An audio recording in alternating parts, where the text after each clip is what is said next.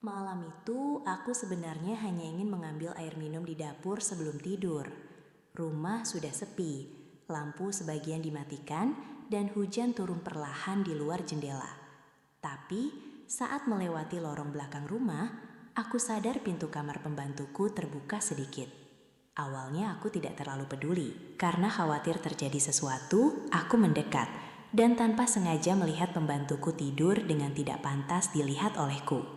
Dan malam itu, untuk pertama kalinya, aku melihat pembantuku yang selama ini disembunyikan dari semua orang. Sejak kejadian itu, hidupku berubah perlahan. Aku mulai terlibat terlalu jauh dalam masalah pribadinya. Tidak ada yang menyangka, perempuan pendiam yang setiap hari membersihkan rumah kami ternyata menyimpan rahasia besar. Dan semua itu bermula hanya karena satu pintu kamar yang lupa ditutup malam itu. Namaku Reza, umurku 28 tahun. Aku tinggal bersama ibuku di rumah peninggalan ayah yang cukup besar di pinggir kota. Setelah ayah meninggal 2 tahun lalu karena serangan jantung, suasana rumah kami berubah jauh lebih sepi. Ibuku jadi sering sakit-sakitan, sementara aku sibuk mengurus toko material keluarga yang semakin hari semakin banyak masalah. Karena itulah kami mempekerjakan seorang pembantu rumah tangga bernama Sari. Sari baru bekerja sekitar 8 bulan di rumah kami. Usianya mungkin sekitar 25 tahun, tidak banyak bicara, dan selalu bekerja dengan sangat rapi. Ia berasal dari desa kecil di luar kota, dan katanya merantau sendirian demi membantu biaya hidup ibunya di kampung. Sejujurnya aku tidak terlalu dekat dengannya. Hubungan kami hanya sebatas majikan dan pekerja rumah tangga. Tapi aku mengakui satu hal, Sari adalah orang paling sabar yang pernah bekerja di rumah kami. Setiap pagi ia sudah bangun sebelum subuh untuk memasak dan membersihkan rumah. Bahkan saat ibuku sedang rewel karena sakit, Sari tetap melayani dengan tenang tanpa pernah membantah. Ibuku sangat menyukainya. Jarang ada pembantu sebaik Sari sekarang, kata ibuku suatu pagi. Aku hanya mengangguk sambil minum kopi sebelum berangkat kerja. Hari-hariku berjalan monoton. Pagi pergi ke toko, sore pulang dalam keadaan lelah, lalu makan malam bersama ibu sebelum masuk kamar masing-masing. Sementara Sari biasanya masih membereskan dapur sampai malam.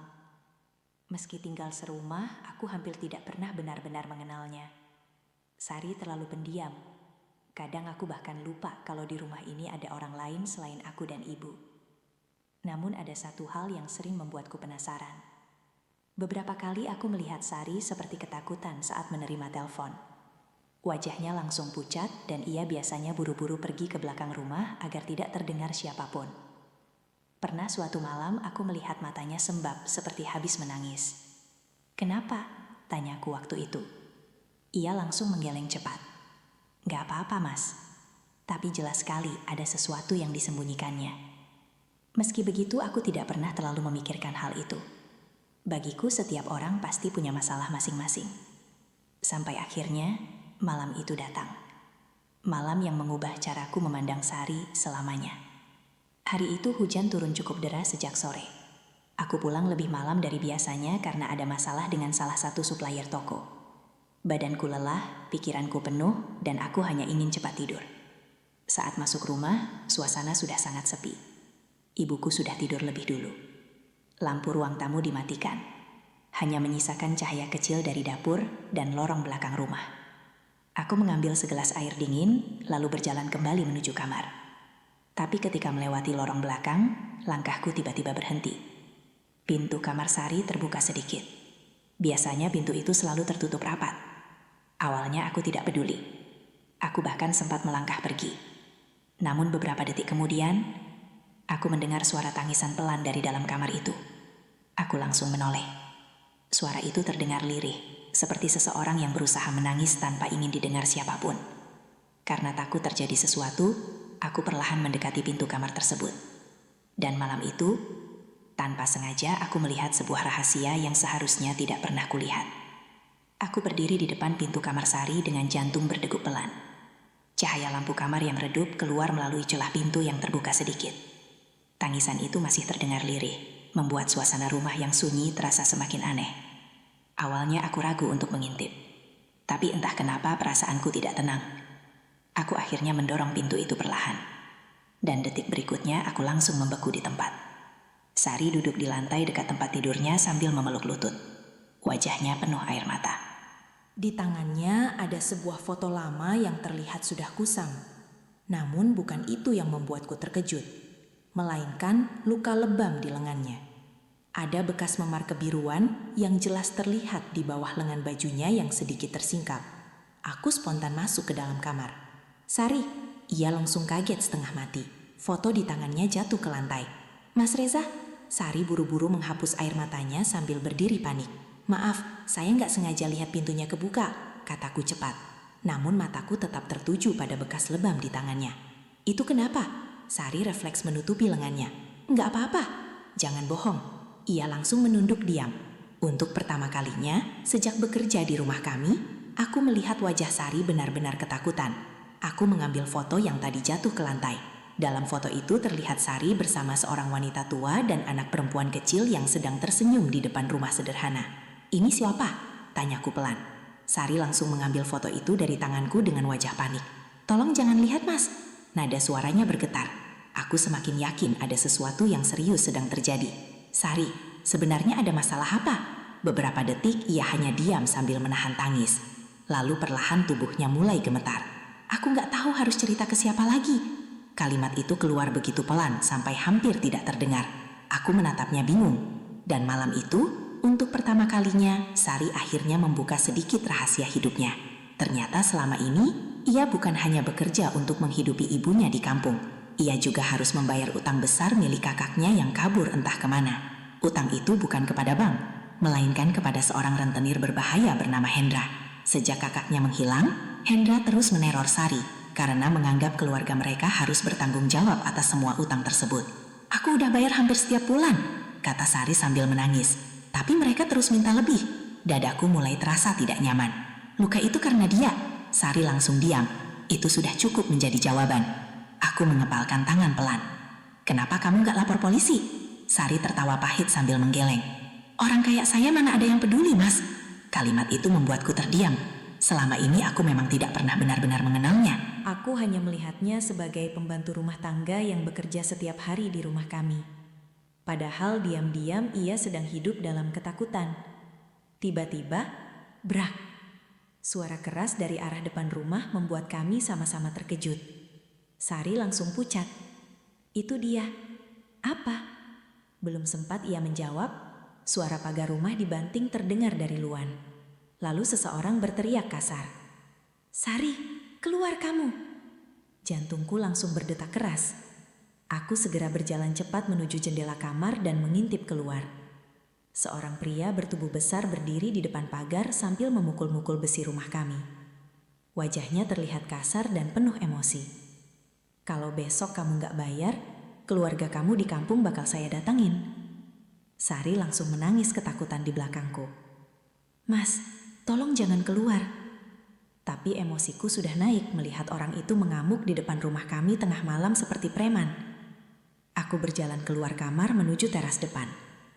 "Mas Reza, jangan!" teriak Sari panik sambil mengejarku. Namun aku sudah membuka pintu rumah. "Hei!" bentakku dari teras. Pria itu langsung menoleh tajam ke arahku. "Kamu siapa?" Saya yang harusnya tanya. "Ngapain ribut di depan rumah orang malam-malam?" Pria itu tersenyum sinis. "Oh, jadi sekarang dia sembunyi di rumah majikannya." Aku menahan emosi. Kalau ada urusan, ngomong baik-baik. Ia justru meludah sembarangan di depan pagar. "Suruh pembantu kamu bayar utangnya. Jangan sok jadi pahlawan." Aku mengepalkan tangan kuat-kuat. Sementara di belakangku, Sari terlihat gemetar ketakutan.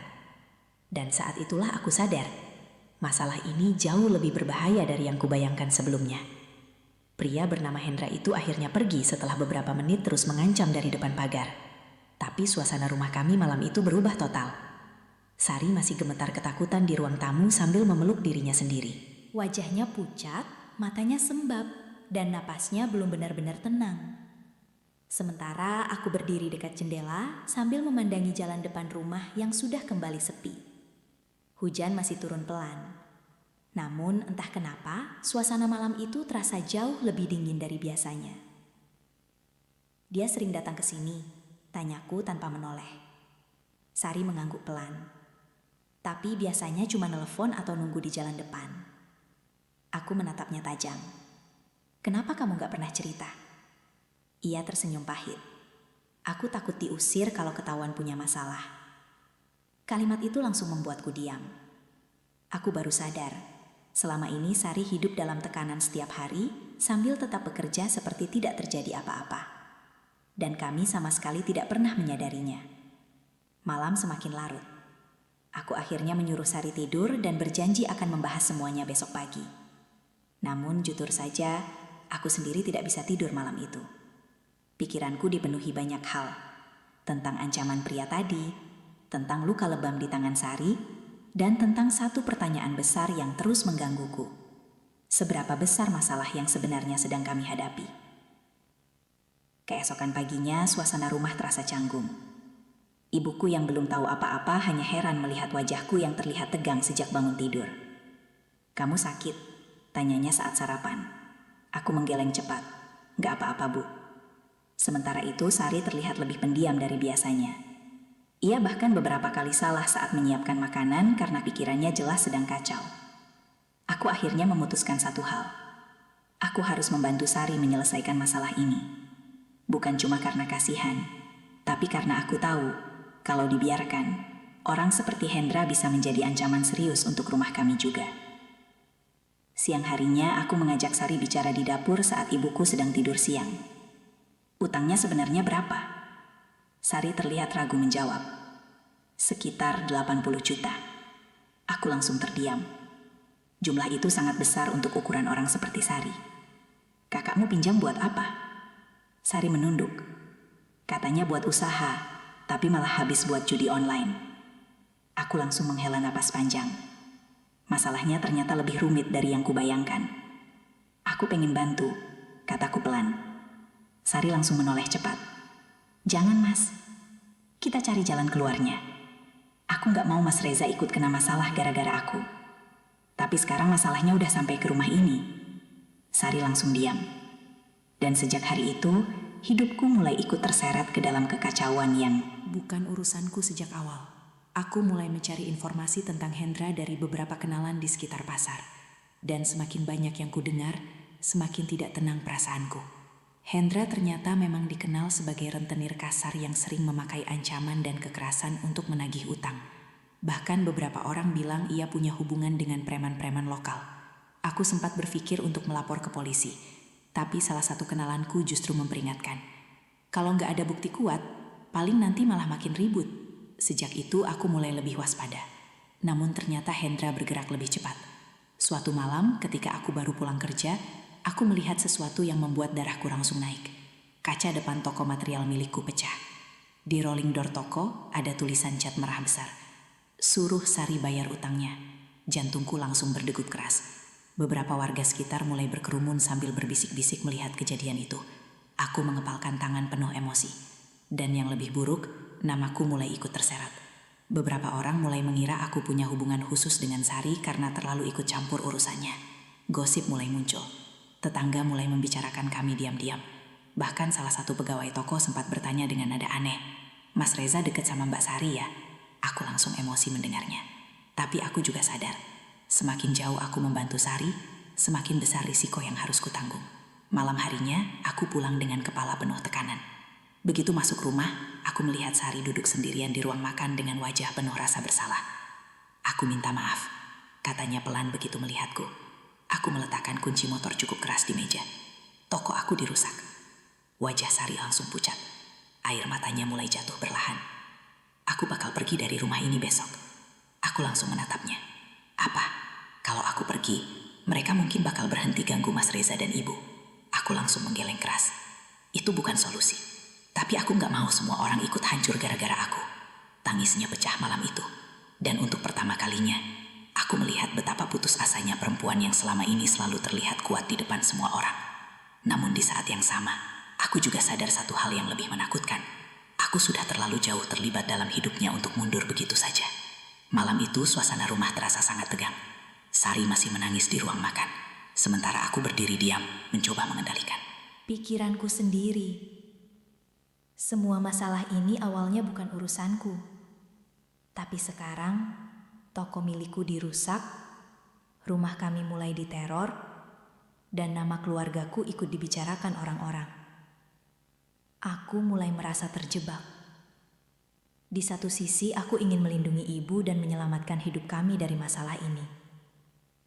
Namun di sisi lain, aku tidak sanggup meninggalkan Sari sendirian menghadapi semuanya.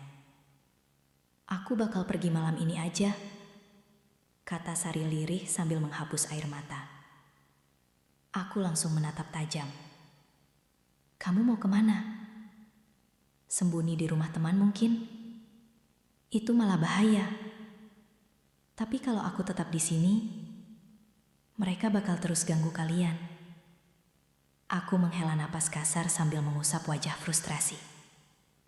Semua jalan terasa buntu. Dan keadaan semakin buruk keesokan harinya.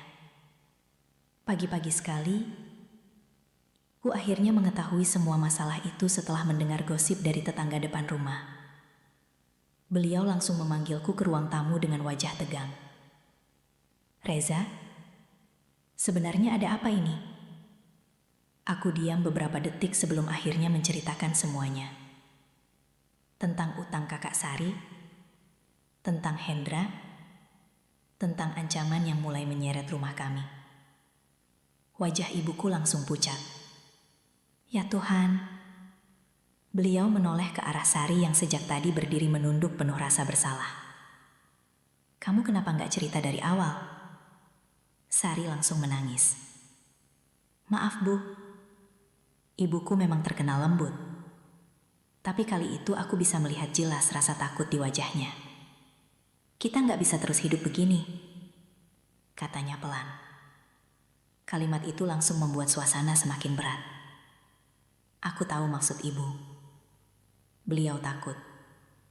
Dan jujur saja, aku juga mulai takut. Malam harinya, keadaan berubah semakin kacau. Saat aku sedang menutup toko, dua pria tidak dikenal tiba-tiba datang menghampiriku di parkiran. Salah satu dari mereka langsung mendorong bahuku cukup keras. Bos kami udah capek nunggu. Aku langsung waspada. Kalian siapa? Bilang sama pembantu itu. 3 hari lagi utangnya harus lunas. Aku bukan urusan kalian. Pria itu justru tertawa sinis. Sekarang jadi urusan. Karena bos kami tahu kamu yang bantu dia sembunyi. Belum sempat aku membalas, pria satunya lagi mendekat sambil berbisik pelan. Atau rumah kalian yang bakal kena berikutnya. Dek. Jantungku langsung terasa dingin. Mereka pergi begitu saja setelah mengancamku. Dan malam itu, untuk pertama kalinya aku benar-benar merasa keluargaku dalam bahaya. Aku pulang dengan kepala penuh tekanan. Begitu masuk rumah, aku melihat ibuku duduk diam di ruang tamu sambil memegang tas kecil. Ada apa, Bu? Beliau menatapku dengan mata berkaca-kaca. Ibu takut, Zah. Suara beliau bergetar. Ayahmu udah gak ada. Ibu cuma punya kamu. Dadaku langsung terasa sesak. Aku belum pernah melihat ibu setakut itu sebelumnya. Dan di saat bersamaan, Sari yang berdiri di dekat dapur langsung menangis semakin keras. Ini semua salah saya. Ia lalu berjalan cepat menuju kamarnya. Brak! Pintu kamar tertutup keras. Aku langsung mengejarnya. Sari! Namun saat pintu terbuka, aku langsung membeku. Koper kecil sudah tergeletak di atas tempat tidur. Sari ternyata benar-benar ingin pergi. Aku gak bisa tinggal di sini lagi, katanya sambil memasukkan pakaian dengan tangan gemetar. Kamu jangan netat. Aku gak mau ibu kamu kenapa-kenapa gara-gara aku. Aku bilang kita cari jalan keluar sama-sama. Sari justru menggeleng sambil menangis. Gak ada jalan keluar, Mas. Kalimat itu membuat emosiku ikut pecah. Terus kamu pikir pergi sendirian bakal nyelesain semuanya? Sari terdiam. Air matanya terus jatuh tanpa henti. Dan untuk pertama kalinya sejak mengenalnya, aku melihat dirinya benar-benar hancur. Aku capek hidup kayak gini, bisiknya lirih. Kemanapun aku pergi, masalah ini selalu ngejar. Suasana kamar langsung terasa sesak. Aku memandang koper itu cukup lama sebelum akhirnya sadar semua usahaku selama ini gagal. Aku tidak berhasil melindungi rumahku. Aku tidak berhasil menghentikan ancaman Hendra. Dan aku juga tidak berhasil membuat Sari merasa aman. Yang tersisa sekarang hanya satu pilihan terakhir. Pilihan paling sulit yang harus kuambil. Aku menarik napas panjang lalu berkata pelan. Kalau memang harus selesai, aku bakal hadapi Hendra langsung. Sari langsung menoleh dengan wajah panik. Jangan mas, tapi ini gak bisa terus lari. Dia orang berbahaya. Aku tahu. Kalau sesuatu terjadi sama Mas Reza gimana? Aku terdiam beberapa detik, lalu menatapnya serius. Kalau aku diam aja, semuanya bakal makin hancur. Dan malam itu, aku akhirnya memutuskan melakukan sesuatu yang mungkin akan mengubah hidup kami selamanya. Jangan berani